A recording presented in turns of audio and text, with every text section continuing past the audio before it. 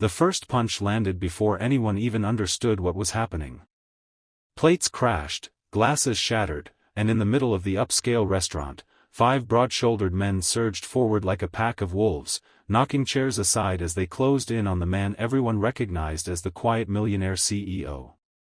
But what no one saw, what no one ever paid attention to, was the single dad veteran sitting 2 tables away, his tired eyes scanning the chaos with the same cold focus he once used in the deserts of Afghanistan.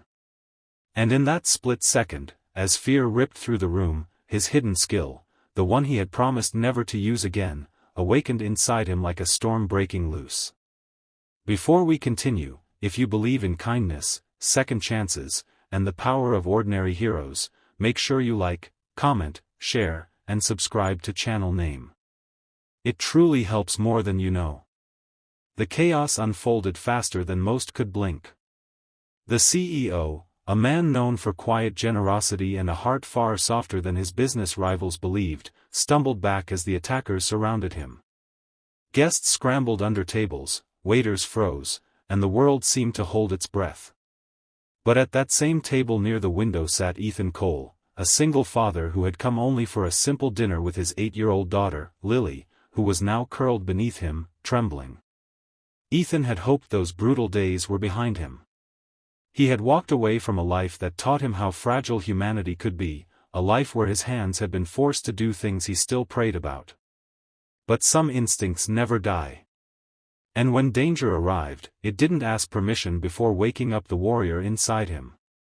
As he covered Lily with his jacket and whispered for her to stay still, the familiar heaviness returned to his chest, the same heaviness he felt the night his wife passed away after a long illness. He had promised her he would change. He had promised he would be gentle, peaceful, and present. He had promised he would build a new life for Lily, one where the darkness of his past could never touch them. Yet now, here he was, standing once again at the crossroads between who he used to be and who he desperately wanted to become. But when he looked up and saw the CEO's face, bloody, frightened, helpless, something inside him shifted. Ethan wasn't stepping into violence for glory. He wasn't trying to prove anything. He was stepping in because some men, no matter how much scar tissue life builds upon their souls, were born to protect. Ethan rose slowly, quietly, locking onto every movement of the attackers. A lifetime of training flickered through him. Angles. Distances. Timing. Weak spots. The men were strong but sloppy, swinging wildly, relying on intimidation more than skill. And while customers screamed and the restaurant filled with chaos, Ethan moved through the room with a calm that seemed impossible given the circumstances. He approached the first attacker from behind, using only enough force to disarm and disable, not destroy. The second man turned, shocked, and Ethan's hands guided his momentum into the table, knocking him unconscious without a single wasted movement. The remaining 3 circled him, realizing too late that the man they had ignored was the real threat. Ethan used their size against them, avoiding unnecessary blows, focusing solely on precision, control, and preventing anyone from getting near Lily or the CEO again.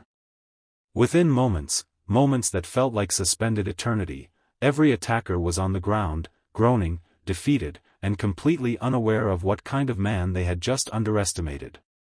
When the last of them hit the floor, Ethan paused, breathing hard but steady, his eyes scanning the room to make sure Lily was safe. The silence that followed felt heavier than the battle. Guests stared in disbelief. Waiters froze mid-step. And the CEO, bleeding but conscious, looked at Ethan with a mix of shock, gratitude, and something deeper, something like recognition. Ethan knelt beside Lily, lifting her gently into his arms. Her little fingers curled against his neck, and he whispered that everything was okay, that Daddy was right there. The trembling in her body cut deeper into him than any battlefield injury ever had. He carried her back to their table, trying to shake off the weight of what had just happened. Police arrived minutes later, customers flooded Ethan with thanks, but he stayed quiet, always quiet. He never liked attention, never wanted eyes on him, never wished to be anything more than a good father who provided enough love to make up for every broken piece life had taken from them. But the CEO approached him slowly, respectfully, with a look that suggested he had just witnessed something far beyond bravery.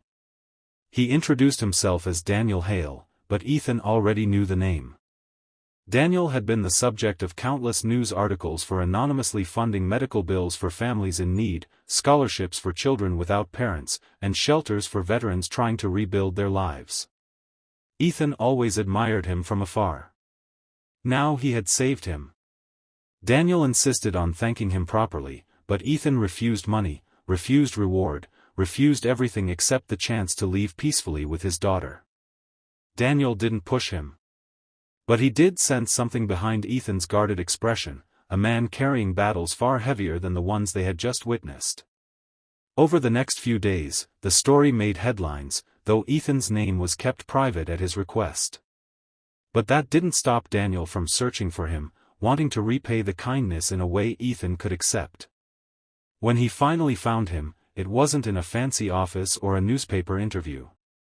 It was in a small garage where Ethan worked late nights repairing old cars just to make ends meet. Daniel approached the same way he had in the restaurant, with quiet respect. He offered Ethan a job, not out of charity, but because he saw in him the discipline, integrity, and leadership he had always believed could change companies for the better. Ethan hesitated. Change scared him more than danger ever did. But Lily's hopeful eyes convinced him. And so began a new chapter in Ethan's life, one where he discovered that the skills he once believed were only good for war could also be used to build peace, stability, and opportunity for his daughter. As he started working under Daniel's mentorship, he found himself slowly learning to breathe again, to trust again, and to dream again. He formed friendships he never expected, earned respect without ever asking for it, and became someone Lily could proudly look up to. As months passed, Ethan grew into his new world, surrounded by people who valued him not for what he could fight but for what he could build. He and Daniel developed a bond that went beyond gratitude, something like brotherhood, forged not by blood but by fate. And every time Ethan kissed Lily goodnight in their new home, he silently thanked the universe for placing him in that restaurant on that exact night. But the truth was, Ethan didn't just save Daniel that night. In a way, Daniel had saved him too. Because sometimes, destiny doesn't show up with grand promises.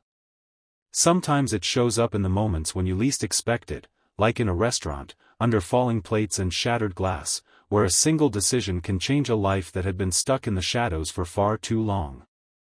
If this story touched your heart, please remember to like, share, comment, and subscribe. Your support helps us bring more real, inspiring stories to the world. Before we end, tell us in the comments, what would you have done if you were in that restaurant that night?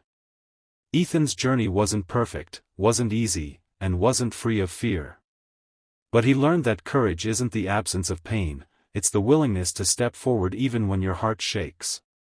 And sometimes, all it takes is one quiet hero to remind the world that goodness still exists, bravery still matters, and second chances can be the beginning of something beautiful.